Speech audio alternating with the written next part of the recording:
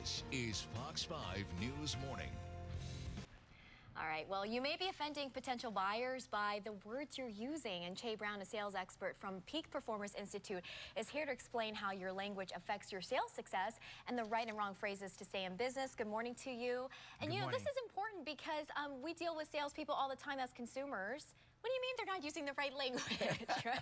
Well, you know, it's a tricky relationship. Yes, it is. Yes, it is. Indeed, it is. And one of the biggest challenges facing small business today is they have a negative connotation of sales. So they don't see themselves in sales. And you being in the sales business, I'm glad you recognize that because, you know, it could be a tricky relationship. I think as a consumer, you're thinking, well, they're just trying to sell me something, you know. They'll say anything. They'll feed me whatever. But from your standpoint, this is, you know, there's some serious things that you do to not offend the consumer, right? Some things that you don't ever say and things like that. So why don't you walk us through those phrases? Absolutely. Let me share one of the phrases that folks don't want to do because they don't see themselves in sales, at least small business owners. They think that sales is a dirty word. They think they're trying to manipulate someone or push someone or be a used car salesman. So let me share the one word that every small business shouldn't use, and the one word is cost. Oftentimes when you're speaking as a business owner to someone else and you use the word, how do you feel about making this cost? Then the person thinks they're giving something away. Right. Instead, what they should use is the word investment. When they use the word investment, the person understands, oh, I'm making an investment and there's an improvement on my life. I'm making an investment, there's an improvement on my operations, or I make an investment and I solve a problem. And that's one of the reasons why we teach the neuro-linguistic sales language patterns to help people. Yeah, and so communication is obviously very important. How can you be furthermore effective?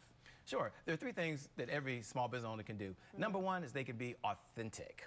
Oftentimes what we find when they're out there every single day is they try to be someone that they're not. You want to be real. You want to be yourself. We do teach the authentic sales approach. Why? Because you don't want to come across as pushy, arm-twisted, arm manipulative. That is so true, Che. When I deal with, like, for instance, if I'm buying a car, I want someone who's at least showing me, I don't know if they really are, but at least showing me that they're on my side, that they're trying to get me the best deal as possible.